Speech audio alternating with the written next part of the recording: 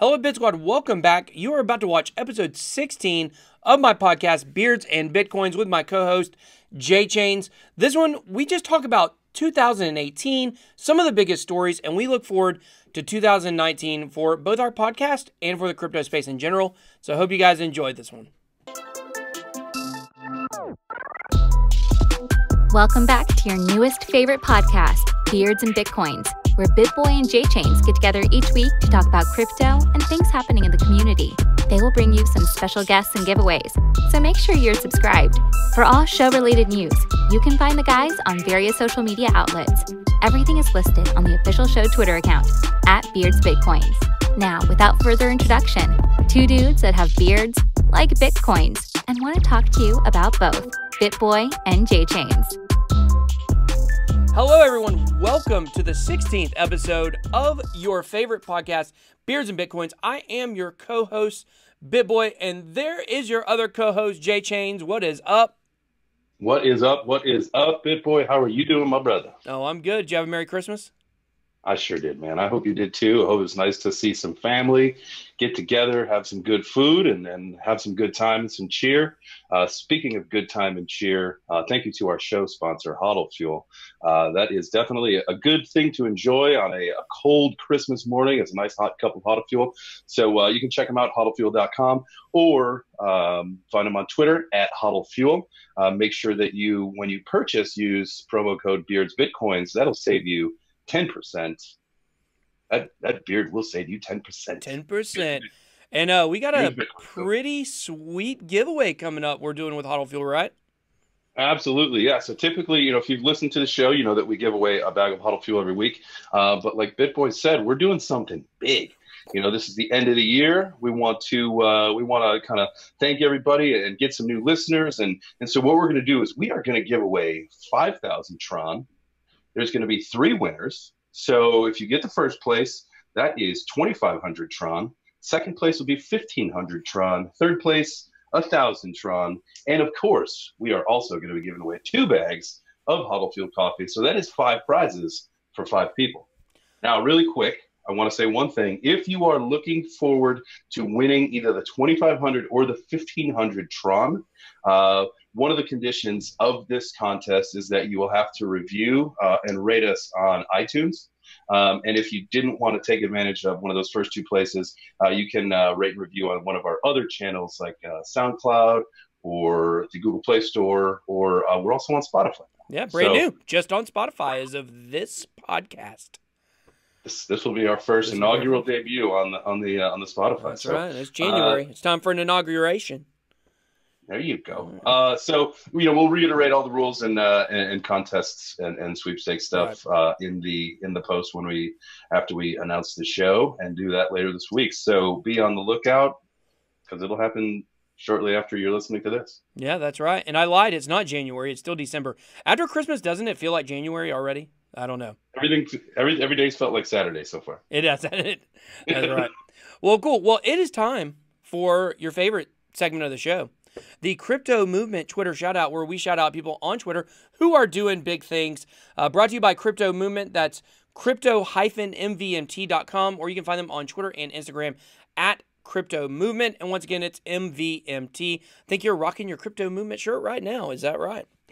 I sure am. It's the Stranger Things crypto. Yeah, movement. I wanted to wear mine, but I grabbed the wrong black shirt, and you can see the blackness in your shirt. It's really much darker than mine if you guys are watching on YouTube. But anyways, guys, so who am I going to shout out? I'm going to shout out 2 of my friends, Jacob Canfield and Mark Moss. That is @ILoveCrypto, and that's crypto with a 0. That's Jacob Canfield, and then Mark Moss is @1. That's the number 1.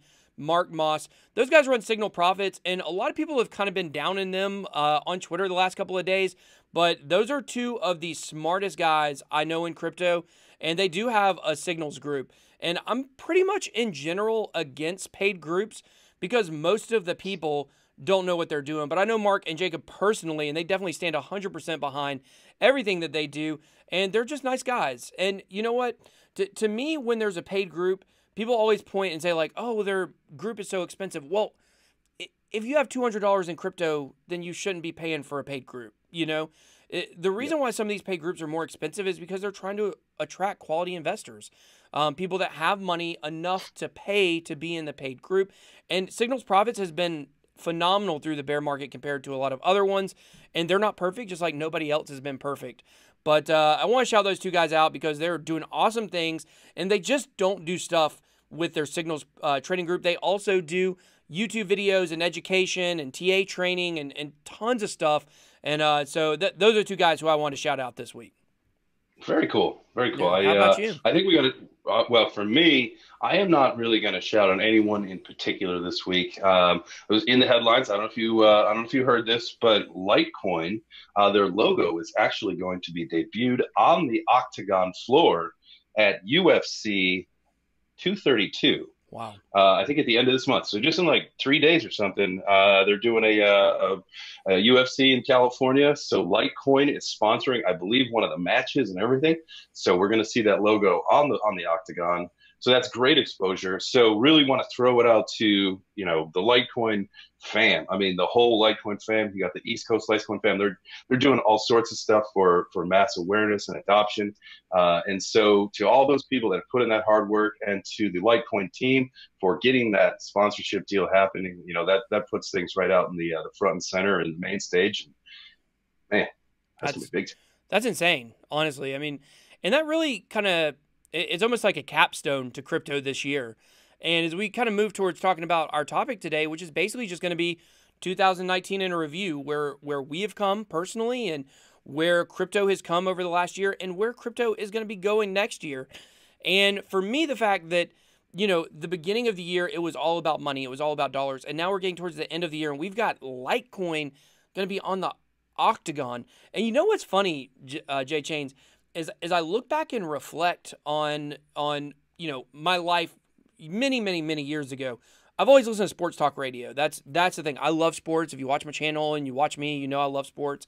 And I remember listening to people talking about UFC when it was near, not necessarily near the beginning, but when it was really starting to move up in popularity. And there were so many people that were haters, like, oh, that thing's never going to, you know, never going to pop off. And now UFC is so much bigger than boxing. It's unreal. It has destroyed boxing to where people don't even really care about boxing anymore. And it's kind of similar. It just reminds me of the beginnings of UFC. Crypto does. You know, it's just got like this community groundswell of support, grassroots movement, everybody talking about it. It just reminds me of kind of how the UFC started. It's really cool to see an upstart. And of course, Litecoin's been around for a few years. You know, I think since 2012 maybe? 12, 13, somewhere around there. You know, to kind of see it now going with the UFC that used to be kind of in a similar place in terms of popularity. Nobody ever thought it would be able to knock off the big dogs in sports when it came to, you know, wrestling and boxing and things like that, and it did it. So I don't know. I just think it's kind of a cool parallel. What do you think? Absolutely, man. I think, you know, what you just said, you know, about boxing, and I think it became irrelevant at some point. I think the one thing that they did to try to bring it back was the McGregor and Floyd Mayweather fight. I mean, that's really the only thing that boxing did of any notoriety over the last couple of years, at least that I could think of. Well, because growing up, growing up, boxing was like the thing. Who are the heavyweights? Do you even know? No. I mean, I can name a couple. You know, Deontay Wilder. I think. God, what's up? There's a couple guys that if I'm really pressed, I could name, but I've never seen them fight.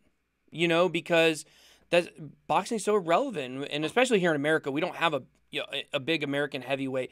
The heavyweight's where it's at. People want to watch that, but.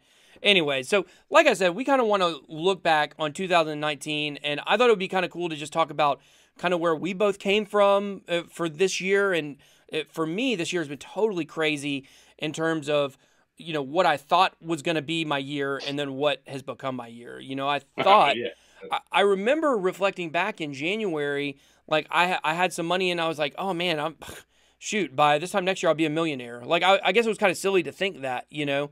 At the time, because it was kind of closer to the end of the, you know, bear market or bull market and things like that. But I thought I was going to make my stake in crypto in terms of having a ton of money. I didn't think it was necessarily going to be, I was going to be a presence and have a voice in crypto. I never saw this coming. I had a friend who I started talking to at the beginning of January who really encouraged me to do my own channel. And so that's where I kind of came up with the idea for my cartoon and things like that. And started moving in that direction. And then some point he encouraged me to start doing news videos. And so I started doing news videos, and my channel, you know, it's not the most popular channel on YouTube, but I would like to say I was nominated for 5 Crypto Influencer Awards, which totally forgot to talk about, including Influencer of the Year, which totally, you know, blindsided me. Never saw that coming. Funniest video and things like that. Hopefully next year we'll get the podcast nominated.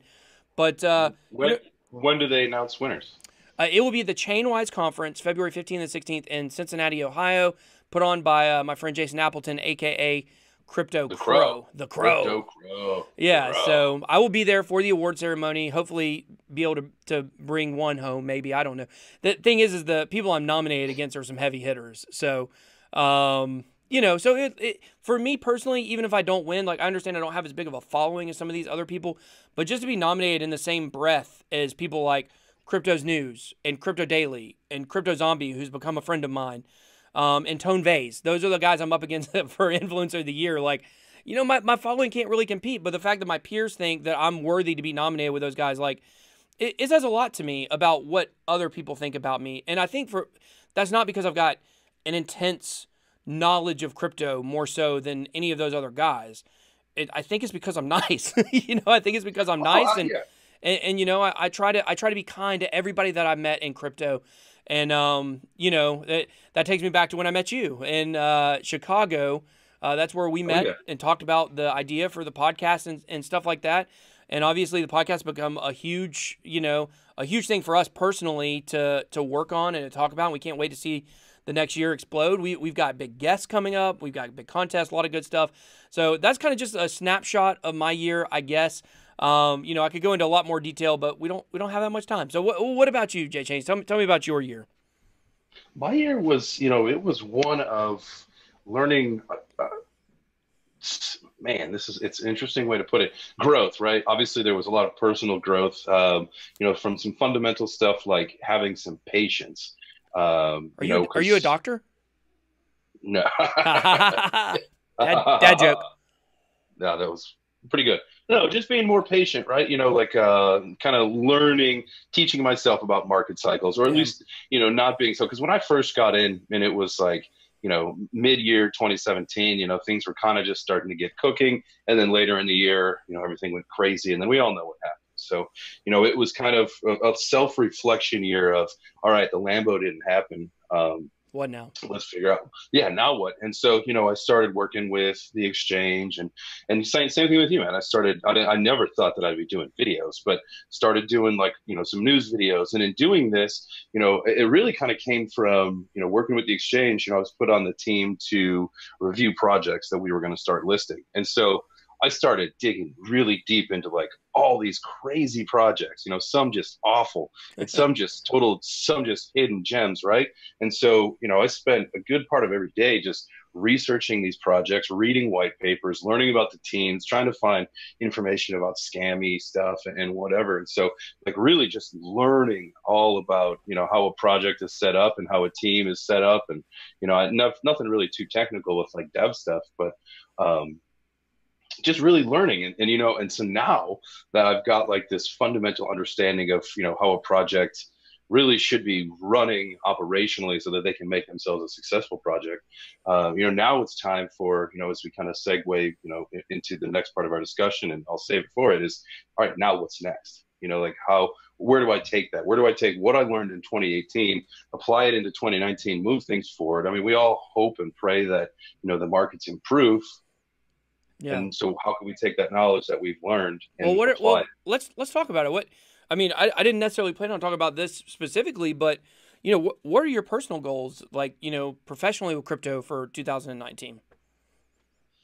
For me personally and professionally within this space, last year I went to a couple conferences. I went to, I think, like 2 or 3 little meetups here in Austin. I think that, you know, for my goal of 2019 is to increase my presence in, I don't really know so much about conferences because it's more just an excuse to go party and hang out with people. But with the meetups, and actually like learn stuff and you educate. And I'm not a teacher or an educator by any means, but I definitely can share my experience and some of the stuff that I've learned. But I really want to get more involved in the meetup space. I actually want to host a meetup. I think that would be really good. So I'd love to connect with some of the people that I've met along the way. Like Disruption Joe in Chicago. Talk with him and some of the other folks that have put these events together and kind of and just really learn it, like what is really necessary to put something together that would be successful. I'm not trying to make money off of any of this, but just really get people together, get people that are interested or people that want to learn more about crypto or blockchain and just help spread the awareness, because now all the projects have been funded. Obviously there's some new things that come up here and there, but everybody's been funded. So now it's time to come to market with your product. So let's just learn about all this stuff while we can until mass adoption happens. Yeah. What about you? For what's one of your goals for 2019? One of my goals for 2019 is to make it where everybody in crypto knows about the Beards and Bitcoins podcast, right? Boom. The podcast is a big focus for me right now. I really enjoy doing this with you, and I think we talk about fun stuff, and I really look forward to what this is going to develop into. As far as for my channel and my social media accounts, like I really look to just continue to grow those. I'm hoping I'm already an advisor for one project, which is Boosto. I'm looking forward to maybe being an advisor for some more projects in the future. I kind of want to get more involved on the actual career side of crypto, if you will, without actually having a career per se. I don't want to be a developer. I don't want to have my own crypto project, but I do want to be kind of more on the business side of it as well. So looking forward to that, and just trying to increase the awareness of crypto in general. It's like you said with the meetups, it's one of those things where when you take your eyes off of making money to put the focus on adoption and mainstream and telling people about crypto, like in a roundabout way, that's actually going to bring more money in the future than just if we had if we had a pump, you know what I mean? Because the more people that know about crypto, the better it is. So that's not why you're doing it, but that's kind of a byproduct of just getting the message of crypto out there. So, and I'm hoping this stuff I'm wearing my Crypto Cake shirt right now. I'm hoping Crypto Cake still works out and I can still do my show with them next year, which would be really exciting. So, I'm still waiting to kind of hear the status on that, if that's going to be 100% or not. But, so those are the things that I'm looking forward to, for next year. So let's shift it a little bit and let's talk about the year in review of crypto. It's going to be hard, I guess, to kind of sum up quickly, some of the biggest projects of the year or some of the biggest stories of the year. But for me, one thing I definitely wanted to talk about that I thought was one of the bigger stories of the year was definitely just Coinbase in general. Coinbase has been something that has really exploded. Even though the market is down, the amount of users on Coinbase are way up over the year.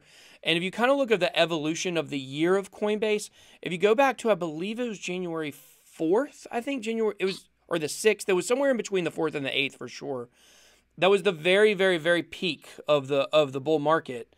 And the tweet that started the bear market, and you can go back, you can look, you can trace this to the exact hour that the bear market really started. I kid you not. You can trace it back to the exact hour that this tweet was made. It was Brian Armstrong tweeting that Coinbase had not made any decisions on which coins would be added to Coinbase. Those are the very beginning of the year.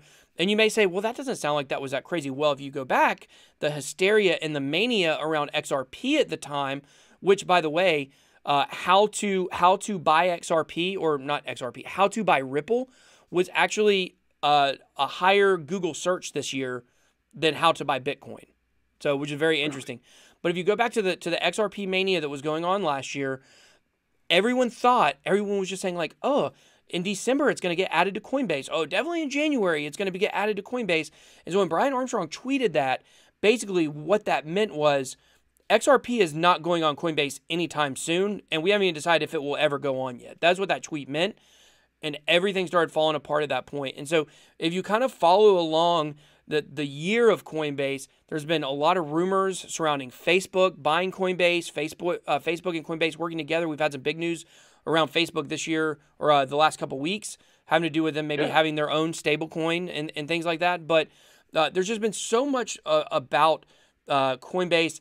One of my big moments of the year was when Coinbase came out in July and basically said that they were exploring putting on basic attention token, ZRX, Stellar, Cardano, and Ether Classic, right? and Zcash. No, well, they ended up putting Ethereum Classic on in June before they made this announcement. But and so we've come to see that out of those five things, 3 of those are already on Coinbase. But one of my big moments was the fact that I called 4 of them. Like all year, I was saying basic attention token, ZRX, Cardano, and Stellar were going to end up on Coinbase, in the first round. And so far, that's proven to be just about true. We're still waiting to see if XLM and Cardano will actually get on. But that was a cool moment for me to get to see that tweet that I'd kind of been telling my followers for a while. And then, just in general, Coinbase has been, Coinbase and Binance really have been a huge focus of this entire year. So I thought that was a pretty interesting story just to follow along all year, how much Coinbase has played into the markets. Absolutely. Kind of just piggybacking off what you just said there, with Coinbase, the Ripple army, I think that, they've brought a lot of saltiness to the whole space because they are just waiting for that moment to happen. Yeah. And, and who knows if it'll ever happen, but I know that there's just been a lot of talk and anticipation and all this stuff. But, what you said about Binance, I don't know if you saw the tweet from CZ the other day. He had asked everybody, should we bring back the coin of the month? And like people were going crazy. I think within a few hours, they had like 4,000 likes and retweets and all that stuff. People were just going nuts. Like, yes, like, if this would be the next prophecy or whatever, like the next thing to actually get the movement going, like, all right, let's bring back, because that, like the last year, like, the word or the thread or the thought of getting listed on Binance, like that was the holy grail. Like if you got Binance, like you were booming. Yeah. You were in. And so, if they bring that back and they start, publicizing, all right, we're going to bring that coin of the month. Like, what does the community say? Let's get everybody involved again. Get people excited. Is this the way they'll finally end up listing DigiByte? I don't know. Do you know about that drama? I know a little bit about it. I know about DigiByte. It was one of those things where I couldn't stay away from it. I got into it and then I got burned. Well, if DigiByte ever gets on Coinbase, it'll do very well. I'm on Binance. I mean, if it doesn't ever get on Binance, it's going to struggle to break the top 30. But, DigiByte's founder and CZ got into it, and CZ basically said he won't put DigiByte on unless the founder apologizes to him about things he said. So, I don't know, just very interesting, all the drama. And I guess that's like kind of a different thread is, all the drama that goes behind the scenes with all these exchanges, with the listings and the fake volume, the bot trading, the exchange listing fees. Like there's a whole world going on behind these exchanges that unfortunately we're just not, or maybe fortunately, we're not privy to. So that's definitely been something definitely been something to follow. John McAfee has talked about a bunch of those, a bunch of the, scammy exchanges and things like that. So, I definitely think the exchanges have been a huge, interesting topic this year, along with also DEXs, decentralized exchanges, which we haven't really seen materialize into what a lot of people have thought they would by this point. Will 2019 be the year of the decentralized exchange? Maybe. I don't know. I think it may be a little further off. You think? What do you think? Well, Binance is supposed to come out Q1 with theirs, right? With their true DEX. Yeah, I think it's just going to be a beta, so I don't think it's going to be full on yet, but we'll see. I don't know how many coins it'll have on it. I don't know. The problem with decentralized exchanges is there always has to be someone there to fill your order, and when the volume with crypto is as low as it is right now in general, I think a lot of people are excited about it and don't really know what they are. They don't know, like, you have to, if you want to buy a low cap gem, if you want to buy something that's a low cap and you see a good price on it, and you put your order in, that doesn't mean you're going to get it, even if you put it at the current price, just for the fact that it might be a while. It might be a while till it gets filled, especially if you want to put, a few $1,000s in or something. It definitely might take you a while to get that full. So that's been my experience with decentralized exchanges this year, and I haven't really used them. But a lot of people that are doing active trades, I know they do the limit orders, and they want to, catch something at the right number. Well, me personally, I just prefer to do the market orders. Like, I just want to get it what it's at. If I want to buy something, like, I want to buy it now. I like the price, so I just do the market order. And you cannot do that with a decentralized exchange. That's true. I do a lot of, I've been doing a lot of shuffling in and out and getting myself into some better positions. And traditionally, I'm a limit order kind of guy. I like to try to find a good deal, and then maybe I'll go, a few percentage points below that and try to scoop something up on the cheap. I will market buy. But I prefer to limit buy. And it's to me, it's almost like an excitement thing, right? Like, all right, so I'll be screwing around on my exchange or whatever, and then put in a bunch of orders, go to bed, wake up the next morning, be like, all right, anything, Phil? And I get pissed if it doesn't. I get excited if I see the little update saying you've got some new crypto. Yeah, well, there you go. That's how I do it. Well, I've actually been using Signal's Profit Group that I was talking about earlier with Mark Moss and Jacob Canfield. And so I've actually been doing some trading like that. So I have an amount that I trade with, So I've gotten into it a little bit. But most of my investments are just that. They're investments. They're long-term holds and things like that. So, well, what story did you think was really big this year, jchains? There was a couple. I think, for me, I think, and it's not like a highlight, but my biggest story, I think, and takeaway of the year was kind of just the whole vibe and atmosphere of like what ICOs did, what they collected, what did they do with those funds, and who made it, and who exit scammed, who ran out of money, and who's coming to market with something, I think that's the most important thing of the whole year for me is, what are those companies that took in, and you feel bad for some of them, right? Like they might have like a really good team, a really good idea, and they collected 20, 30, whatever $1 million back, when prices were higher. And then all of a sudden that money dried up pretty quick, And so if you went out and bought yourself a Lambo and a boat and a house and you were living lavish, then all of a sudden you got nothing left. I mean, it's tough to keep those lights on. Well, and I think people confuse the word scam with mismanagement of money, which many people, personally and professionally, have mismanaged money before.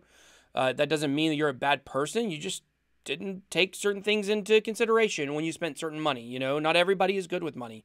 That's why Dave Ramsey makes a killing, because so many people are bad with money. Doesn't mean they're a scam. But maybe they bit off a little more than they could chew. And I think we've seen that a lot. I don't know if you saw this story. This absolutely blew my mind. And I think it's going to have a terrible ending by the looks of it, which is Substratum. Are you familiar with Substratum at all? Oh, yeah, I heard about this. Yeah, so Substratum, I actually, one of our good friends, Christopher Crypto, is good buddies with one of the guys that was on the launch team for Substratum. Now, he's not a part of the Substratum team. He was part of the launch team. Now, we actually talked about this on our World CryptoCon episode with Christopher Crypto, and that, ICO Driver, who are the people that launched it, don't have anything to do with it anymore. It's launched. So it's just crazy to listen to how much money it was worth at one time. And I know a lot of those guys lost a ton of money, and not just the guys personally, but unfortunately the team has lost so much of their funds that they decided that they were going to start shorting Ethereum. They were going to be day trading Ethereum or margin trading and shorting it. And that's how they said, it's probably going to go down to $60. I think it was around $80 at this time. They said, we think it's going to go down to 60, so we're going to try to recoup some of this money. We're going to short it. Now, the gist I got from the video was they were going to day trade it, but a lot of people have said that know more about trading than I did, that they were saying they were going to short it. Well, the day they said that was like the bottom, and it went all the way up to 150. So they may have actually got liquidated on a lot of their funds. I'm not 100% sure about that. I can't see it. I haven't seen anybody say anything about it. But if you take what they said in their video that they were going to do, and then look at the numbers and look at the chart of when that was made and what's going on now, that's just an example.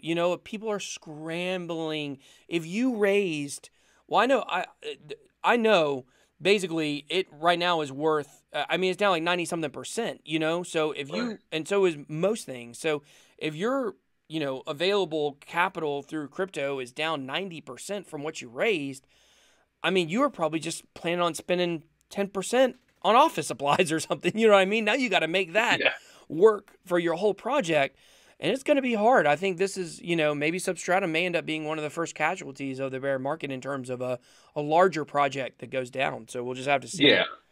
Yeah, because we've seen it, a number of small projects go out, but nothing really notable, right? I think that, it is unfortunate, but that sounds like it may be the first one to really have to pull the plug, and man, it's just tough, because everything was looking so good, and the promise of the market and all this stuff. I mean, the stock market, I think at that point was still rallying for 400 or 500 days, I think, or it definitely went like 1,000 days that it was in a bull market for the stock market. So we thought that things would just keep going that way, and more people would buy in, and then all of a sudden, things changed. Yeah.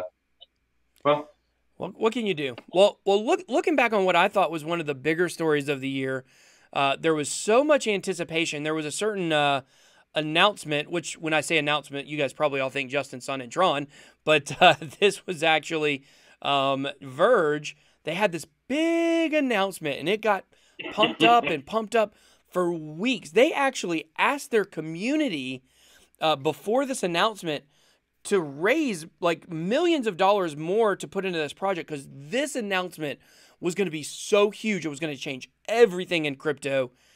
And the announcement came out, and the funniest thing from the announcement was the announcement video. It actually was pretty funny, but the announcement was their partnership with Pornhub. Was that the biggest partnership of the year or what? So it was tough, but the announcement video was very funny, and to me, I think that just kind of summed up 2018 in a nutshell right there. Which is there was so much hope and so much promise. And then all of a sudden, it just came crashing down. And that's what we saw with the Verge announcement. We've seen it with many other partnership announcements the projects have gotten. The funny thing about the Pornhub partnership was, of course, everybody was like, well, who pays for porn? That was, what most people said. But other than that, the fact that later on, Pornhub actually worked with Tron, and I can't remember the other one. There's actually 2 or 3 more cryptos you can use on the site now. According to reports, I haven't seen it personally, but was it Verge? Well, Verge, Tron, and I think there's another one. I think it's Zcash, maybe I'm wrong on that. But Verge and Pornhub had a partnership, and I believe Verge actually paid Pornhub to become that partner. And then you had these other ones that came in behind it and got it for free. And it was like, what was the point of all that? And I just think that, the confusion, the disappointment, to me, that just kind of sums up the entire year when it comes to crypto. Yeah, the announcement of the announcement. It was, and I think that's one thing where we're seeing a lot of struggle right now is that, companies and these projects really aren't announcing much because it's not going to do anything, right? Just keep working, keep your head down, keep focused, and just keep working.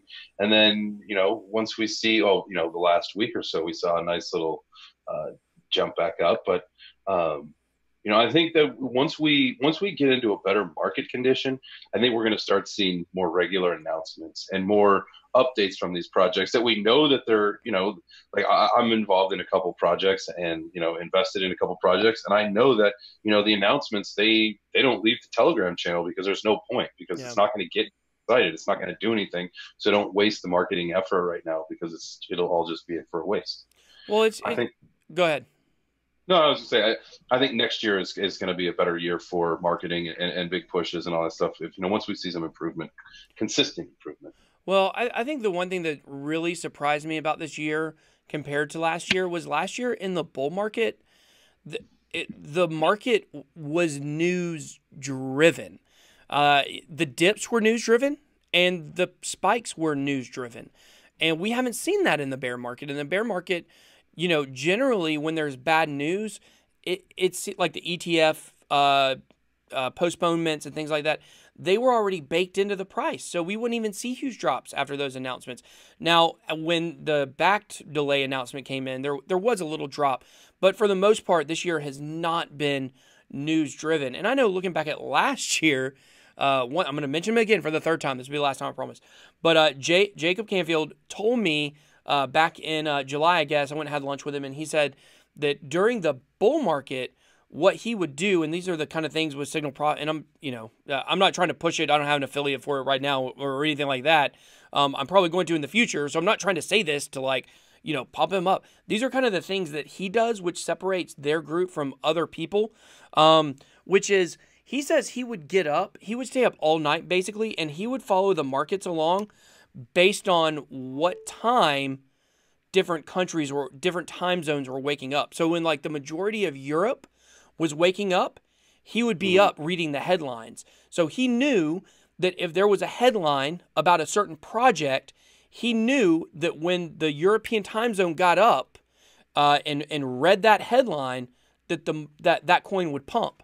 And so he was doing that all during the bull market, and that just proves how news-driven the market was at that time. And now it's not at all. We get bad news, we get good news. It doesn't matter. And I think one thing people are waiting on is some kind of huge news that's going to change the game and get the market to go back up. I don't think so. If you look back at the last bull market when it started, there wasn't some kind of giant news story that pushed it forward. It just naturally hit a bottom and started moving up. So I don't know. It's definitely been very interesting to see that change.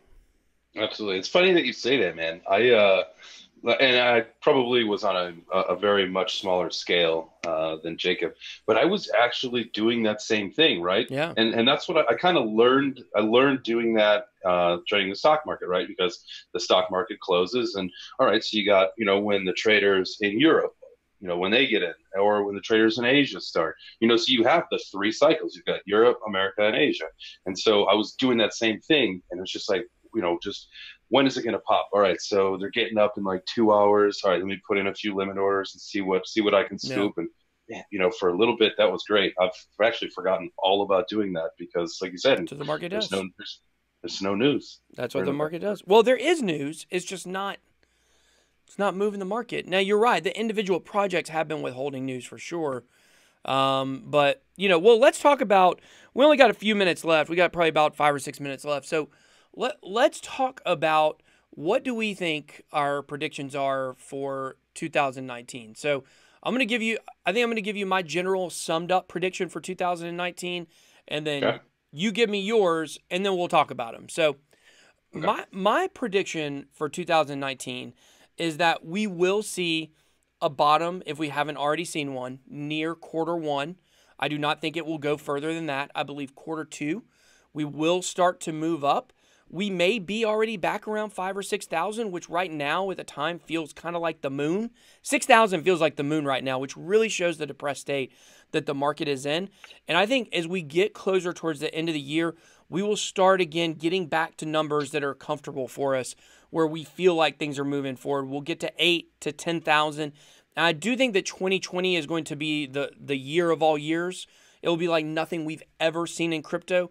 2019 is going to be your year to continue to accumulate, but yet it's really going to be the beginning of the year is going to be the time to accumulate, because right now, when you've seen the prices as low as we've seen them right now, what they've returned to, once it gets back up to 6,000, 8,000, you're going to feel like it's highway robbery to buy Tron for anything more than 2 pennies, So I think that's what we'll see. I think we will continue to see improvements in the tech. I think we'll continue to see more adoption and things going mainstream and people knowing about crypto. I think you'll see more ways for people to use blockchain technology without them even being aware of it, whether it's through actual apps or whether some games that are dApps become popular. I think we'll still see dApps continue to struggle to get a lot of users, but I think we will see improvements. I think we will see more people from the tech side start moving towards actually building dApps instead of continuing to build more projects and platforms, because I think we've kind of already seen that peak. I could be wrong, but that's what I see for the markets, and that's what I see for next year. I will say I do believe a lot of people know this. I really love Tron. I've got a lot of reasons to love it. I think it's going to be big. I do think by the end of next year, Tron will be in the top 5. Bitcoin Cash, SV specifically, will be out of the top 10. I think that IOTA will probably drop down out of the top 20. I think probably your top 5 will stay the same. Tether will start moving back down in the 20s and things like that. So there's just a few projects that I see moving. I definitely see Basic Attention Token and Ontology making big leaps next year. So that's my general prediction for 2019. What about you? I think that's a pretty good prediction, man. I'm kind of right along the same way, right? You know, we talk to a lot of the same people, and I think, you know, our influences are pretty similar. I feel very, very similar about 2019. Unfortunately, I don't think it's going to be the bull run. Like, it'll be the start, right? And it'll probably happen later in the year. I think if you're really trying to find something to do in crypto, do it in the next 4 to 5 months. 100%. You know, the sooner the better. Lock it in, get everything in, because once it starts, you won't be able to catch up. You know, much like we saw last year, and, you know, market cycles, they're always going to go bigger than the last time, because that's just the way that it works, especially in a new asset like this, or in a new community like this. You know, things are always going to get bigger every time you get a bigger push. So 2020, yeah, I think hopefully, you know, before Q2 of 2020 is when we're going to really see things kick off. So again, if you're, you know, this is something we've talked about in a previous episode of the show. If, you know, you're getting sick of what you're doing and you want to hop in and find something to do in the crypto space, do it now. Make that jump and just do it. Find something that you love. You know, there's a market for everything in crypto right now. So, you know, this year should be your year if it's the move that you're ready to make. Get yourself in good position. Don't bite off more than you can chew. Don't make the same mistakes a lot of people did last year, and take too much and put it in the market. You know, only put in what you can afford to lose, and just be patient. Learn a new craft, learn a hobby, learn how to trade. I want to learn TA. That was another thing. We talked about that when we were on the Coinboy show. I want to learn how to do some TA so that I can actually, I don't know, be educated when I look at a chart versus, all right, this looks good. I'm learning a little bit. You know, it's coming with time, you know, just by watching videos, and not necessarily watching TA videos, but watching videos where people mention TA and seeing the same kinds of signals and stuff that they've talked about. So, yeah, I do think here is the thing I will end with as far as predictions for next year. We've only got about a minute left here. We talk about all the time, are we early? Are we early? And if you look, there's a chart that shows an adoption chart of the innovators are at the beginning, and then are the early adopters, and then are the general adopters, and then the late adopters, and then the hard to adopt, you know, which would be like your great-great-grandma. You know, she still uses cash because she won't use a debit card, you know. And if you look at that chart and where we are right now, I think 2019 is the last year that people will be able to say they were early in crypto. That's fair enough. And on that, get in crypto. Get in where you fit in. So, well, guys, that is it. That is it for the show tonight. Hope you guys have enjoyed it. Big shout out to our sponsors, HODL Fuel and Crypto Movement. Definitely love those guys for supporting the show. So I guess that's all we got. You got anything you want to say, jchains? Be on the lookout for the contest posting. Again, 5,000 Tron given away, and a couple bags of coffee. We'll drop some rules and regs, contest stuff. Other than that, yeah. Happy New Year, baby. Beards and Bitcoins out. Talk to you guys later. Well, that's it for this week. Thanks for listening to Beards and Bitcoins. If you like what you heard, show these guys some love and rate review on SoundCloud or iTunes. Also, remember you can always find the guys on social media. The show Twitter page is @BeardsBitcoins. You'll find direct links to BitBoy and jchains from there. Make sure you check for updates, announcements, and contests. Good luck to all who enter. See you next time.